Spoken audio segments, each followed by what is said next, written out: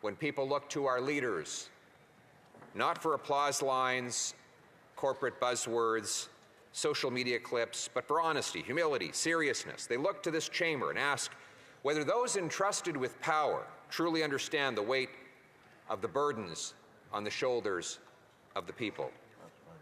Now is one of those times, because Canadians are tired.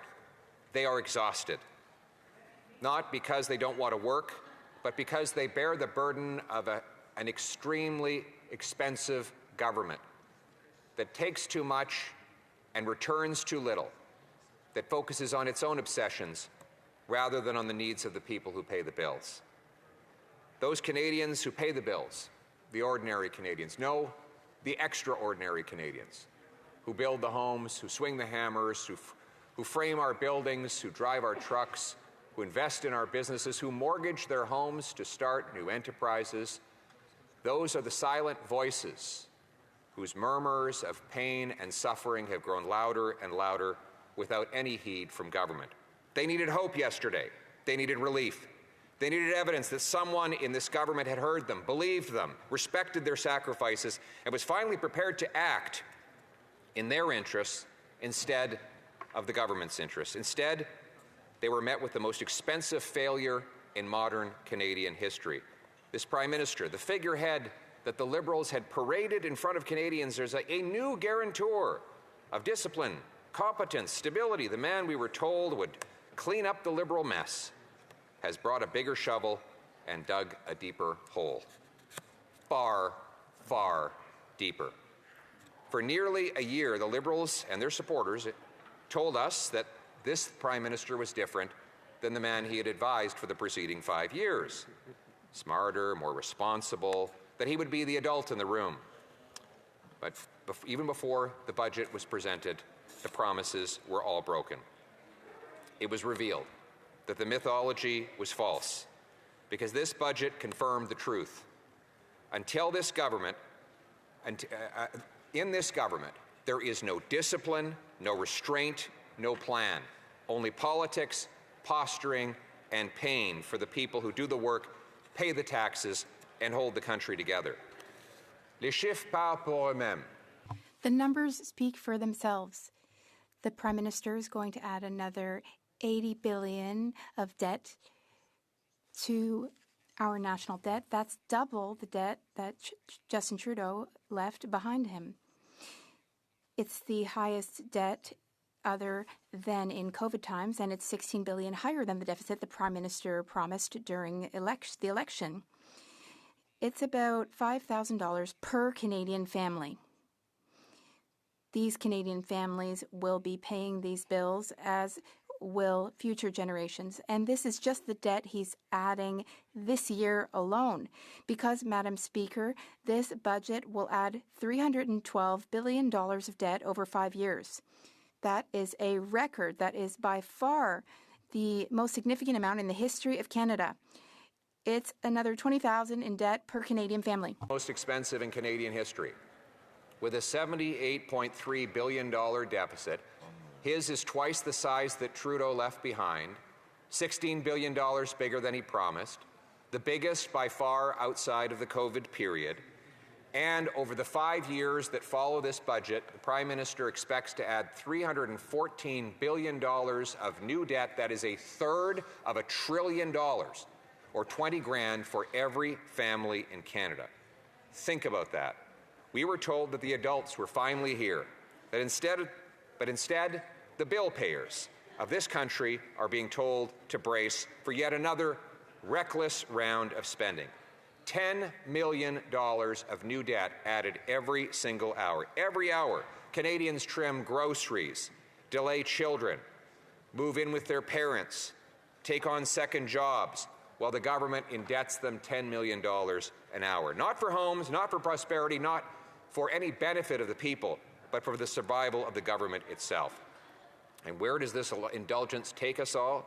The national debt is now $1.35 trillion. To put that into perspective, that is by far the highest in Canadian history. A newborn child in this country is born with $30,000 of debt to his name, and a family of four $120,000 of debt. That is a small mortgage for most people, and that is just the debt they owe through their federal government. Pour être clair, chaque Let's be clear. Every Canadian family owes $120,000 to federal debt, federal alone. That they have to put their dreams on hold to pay this crushing burden. And what do they get for it? More doctors, more nurses, more homes, more paychecks? No, none of the above, Madam Speaker. The money goes to interest on that debt. This government is now spending $55.6 billion. That's more than we transfer for health care to the provinces, more than the government collects in GST. So when you pay GST next time on a purchase, know that every penny is going to pay bankers and bondholders rather than paying nurses and doctors. That is the human cost. Every year, Canadian families spend $3,300 on interest for the federal debt alone, money that will not fund a single MRI machine. It will be waste layered upon waste. And while Canadians tighten their belts, eat lower quality food and less of it, they hold off on their dreams. Liberals offer one thing in return: decline disguised as virtue. They promised that the debt to GDP ratio would fall. It rises. This Prime Minister promised that confidence would return and investment would return. But then on his own budget graph shows that investment is actually collapsing in real time every single quarter that he has been in office in this calendar year. We'll have seen a serious decline in investment. So much for spend less and invest more. Mr. Speaker, they promised stability. They delivered stagnation. They promised the next generation a fair shot. They've delivered them a sentence to slow growth and high costs. And that might sound like economists speak, but here is the real human cost of that. As Canadians walk into grocery stores, they see that since March, when the Prime Minister was elected on the promise that he would be judged by the prices at the grocery store, strawberries are up 25%, beef sirloin up 25%, beef stew up 20%, coffee 20%, chicken and drumsticks up 17%, salad dressing another 17%, pork ribs 15%, chicken thighs 14%, even basic mushrooms 13%. Canadians are not eating gourmet, Madam Speaker. In fact, many of them are not eating some days at all. A recent poll by a recent survey and study done by a food bank association demonstrated that over 10% of Canadians are now skipping meals for an entire day because they cannot afford to eat. Food bank usage tells the story. It has doubled since 2019, when this Prime Minister became the economic advisor to his predecessor. 1 in 5 Canadians who go to a food bank have a job, but their paycheck doesn't buy them food.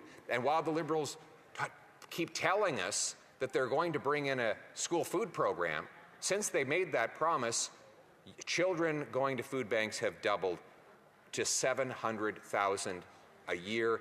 A month. 700,000 children a month are relying on food banks. And hanging over every farm, every factory, every trucker who moves goods, every person who has anything in a modern civilized life is the massive and growing industrial carbon tax. Yes, it is still there. It's true, the government has paused the visible carbon tax thanks to Conservative pressure. But they have maintained, and in this budget decided to increase the industrial carbon tax, which punishes those who produce food and those who build homes. Let me quote directly from the food professor, who warned, "It's not gone. The industrial carbon tax, the worst part, is still there. Only the consumer portion was reduced to zero. Processors and growers shoulder heavy costs. The industrial carbon tax remains. Pay attention. It continues to erode competitiveness in the agri-food sector. And most damning of all, the U.S. produces food more efficiently and more cheaply than we do. The cost gap is growing, not shrinking. When experts are practically begging the government to stop harming food production with high taxes on every aspect of the food chain, then this is a matter of ideology, not of human need. And let us be very clear what this tax actually is. It is a levy on the steel in the tractor that rolls across our fields. Every grain dryer that preserves and dries the harvest, every greenhouse heater that helps vegetables grow in the winter, every truck that ships food from farm to table, every bag of fertilizer, every pallet of lumber, every sack of cement, every pound of steel, every piece of rebar, every roofing truss, and every load of drywall becomes more expensive when you apply a carbon tax on the things that Canadians make. It might be a well-concealed tax, but it is an extremely expensive tax, one that the Prime Minister plans to more than double over the next several years and keep increasing even after that.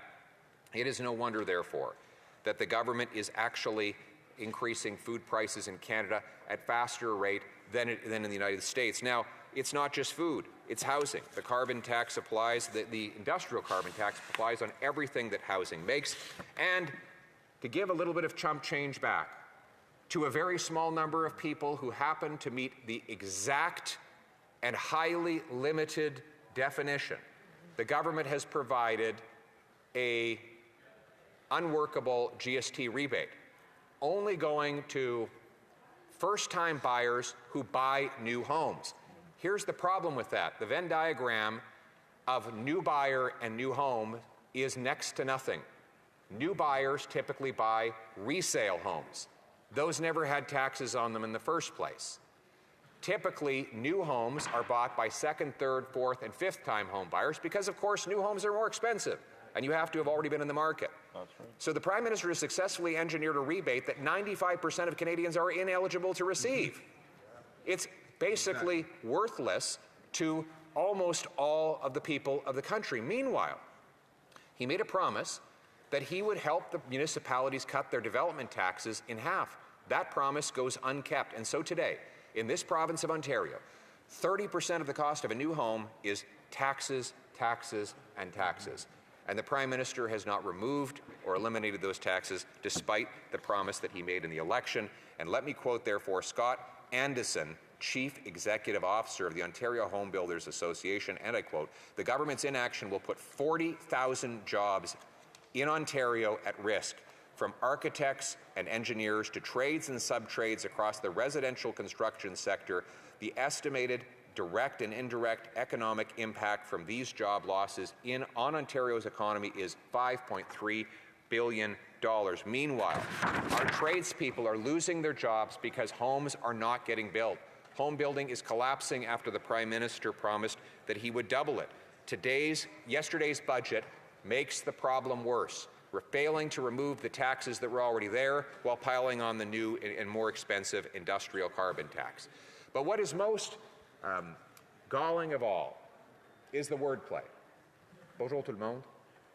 Hello, everyone up there. That they use to justify it all. They say, we're not spending, we're investing. This sounds like a new buzzword, but it's actually very old. The Prime Minister Justin Trudeau claimed that he was going to invest when he promised a small deficit of $10 billion that would be gone in 3 years. Remember that? He said the budget would balance itself. Now, I don't say that derisively because he actually had a well-thought-out chain of steps that he believed would happen. He said, if you borrow money and you spend it in the economy, it will cause economic growth and investment that will then go back into tax revenues and the budget will balance itself. That is, he didn't express it in those sorts of terms, but that's what he meant. And that's exactly what the Prime Minister today is promising. He's claiming that deficits can be converted into investment. Well, there's 3 reasons why that never happens. First of all, and by the way, you don't have to take my word for it. The investment numbers themselves are clear. Since the government started adding new debt, investment in Canada has collapsed. We had the worst investment per capita of any country in the G7 and the worst drop in Canadian history as the Liberals doubled deficits. So there is a negative correlation between deficits and investment. Why? First, everything comes from something. Nothing comes from nothing. Governments get deficit financing only two ways. They print it or they borrow it. If they print it, they increase the money supply faster than the things money buys, and you get inflation. We've seen that. Or they borrow it out of the marketplace. That somebody has to lend it, meaning the money that is lent to the government cannot be put to other more productive uses. This is called the crowding out effect. That's what economists call it. It's when government borrows money out of the economy, depriving the private sector of the investment that it needs for more productive activities. And therefore, when government borrows out of the economy in order to spend back into the economy, there is no net increase in economic activity. It is simply redirected to another purpose, away from productive private sector investment towards unproductive government spending. And so you take money away from factories, pipelines, warehouses, tech research, and other income-generating assets to give it to bureaucracy that ultimately devours the money and never produces a return. Now, we saw this. The most incredible example, of course, was in Israel, which was running massive deficits in the 1990s and paying out 6% interest on its government bonds. This starved the Israeli economy of investment.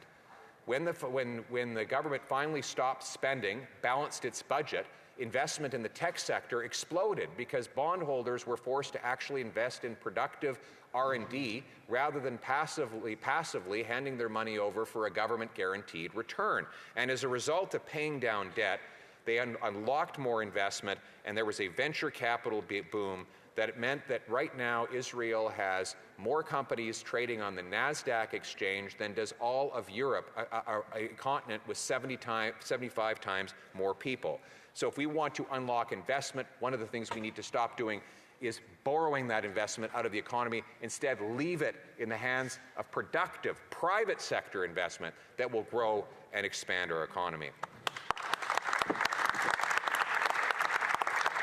The second reason, la deuxième raison pour laquelle The second reason why deficits aren't investments, because the deficit of today is the taxes of tomorrow, and every person in business knows that. When people see these huge deficits, when they hear about it in the news, they start to believe that in the future they will have to pay more in taxes, so they start saving, just in case. When the government increases spending, the consumer, the investor, and businesses invest less in the economy. Why governments' deficits don't produce more investment and economic activity as well is because people are not stupid. They know that today's deficits are tomorrow's taxes. And so businesses and individuals tend to hoard their money in anticipation of future tax increases when they see that there are large-scale deficits in the present. This has been borne out by research by the IMF, which found that high-debt countries like Canada with high deficits tend to have households holding back on investments of their own, and the same goes for business. The only reason why money-making projects do not happen in Canada is not because we aren't spending and borrowing enough money. It's because the government is standing in the way of those very same projects. What it needs to do is get out of the way. Get out of the way. Get out of the way and let mines be dug in 2 or 3 years approval time. Get out of the way, approve pipelines that can go to the coast so that we no longer have to give all of our oil to the Americans at discounts. Get out of the way, grant rapid permits for LNG plants, massive plants that are $30 or $40 billion, totally funded by the private sector and massively profitable because the price for a million metric British thermal units in Canada is $3, where in Asia it's over $10. We can make enormous amounts of money if the government will get out of the way and let these things happen. But of course, that would be no fun for the government. Nobody wants written on their tombstone, here lies politician Smith. He got out of the way. They all want to say he built this thing, he built that thing with other people's money, right? And so it serves the ego of the politician to take the money out of the economy and put it back somewhere else, even though it costs enormous amounts, or to block this economic activity only to subsidize that same economic activity. You know, it's like the great President Ronald Reagan said, if a liberal sees something that moves, they tax it. If it keeps moving, they regulate it. And when it stops moving, they subsidize it. Why not just do none of the above? Why not just get out of the way and let free people, entrepreneurs, workers, unlock their incredible natural potential to build, make, move, fix, develop, and invent things for all of us? That would be a much more sensible way to get investment. The Liberals have offered us nothing but managed decline. We want national renewal. They've offered excuses. We, as Conservatives, offer results. They offer debt and drift. We offer discipline and direction. They offer scarcity. We offer possibility. They offer a failed past. We offer a bright future.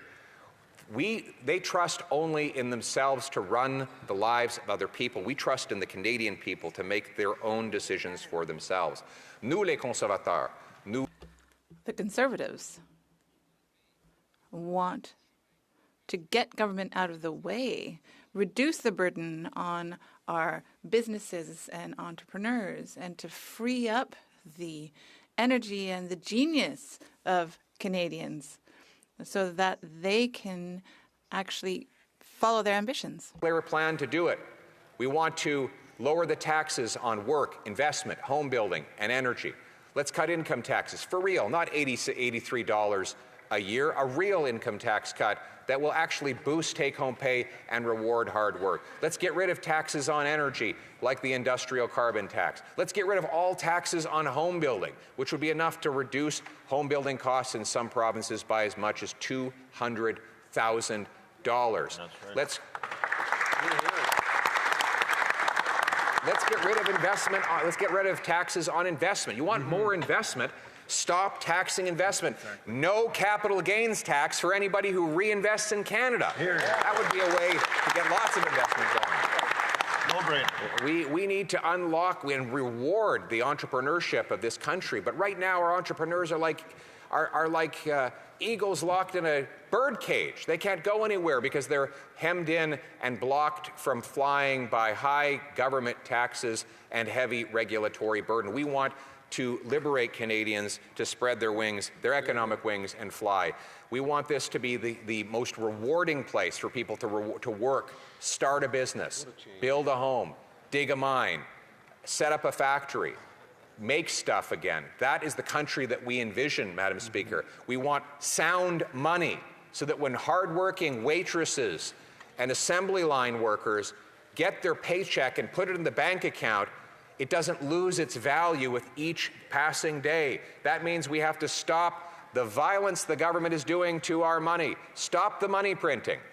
Get the Bank of Canada back to its job of core low inflation and and ultimately address the real foundational problem, which is that the government is spending money it does not have on things we do not need. Let's control the government's spending so that the Canadian people can have strong, sound money again.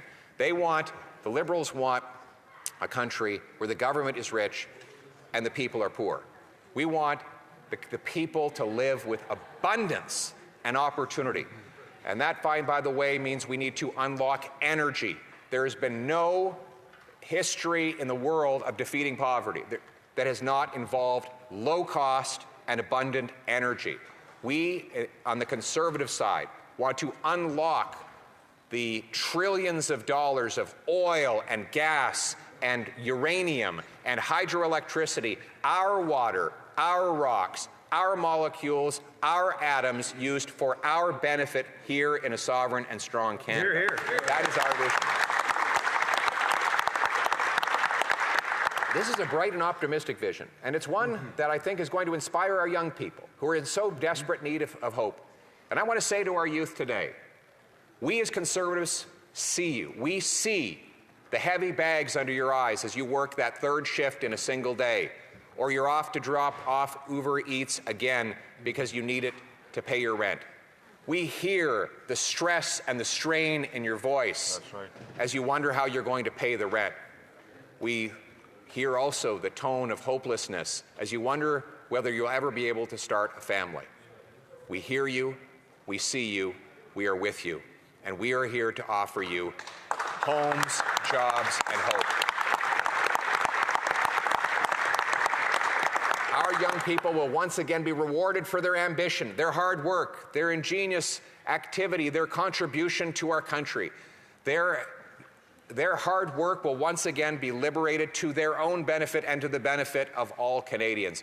We are not here to tell our youth who have done nothing but sacrifice since their teenage years that they need to sacrifice more at the altar of a costly, confiscatory, and expensive Liberal government. The hard work of our young people should go to their benefit. This should be a land of promise, freedom, and opportunity for our youth. And so we reiterate that what this country needs is an affordable budget for an affordable life for all of our people, in a country that rewards hard work, unlocks entrepreneurs, a nation not of bureaucrats and busybodies, of rulers and rule makers, of gatekeepers and grandees, but instead a nation of adventurers and artists, of entrepreneurs and explorers, of workers and warriors, of pioneers and patriots, all united to restore the promise of Canada that anyone from anywhere can do anything, that hard work gets you a great life on a safe street in a beautiful house under our proud flag, Canada First, Canada Forever. Merci beaucoup. Thank you very much.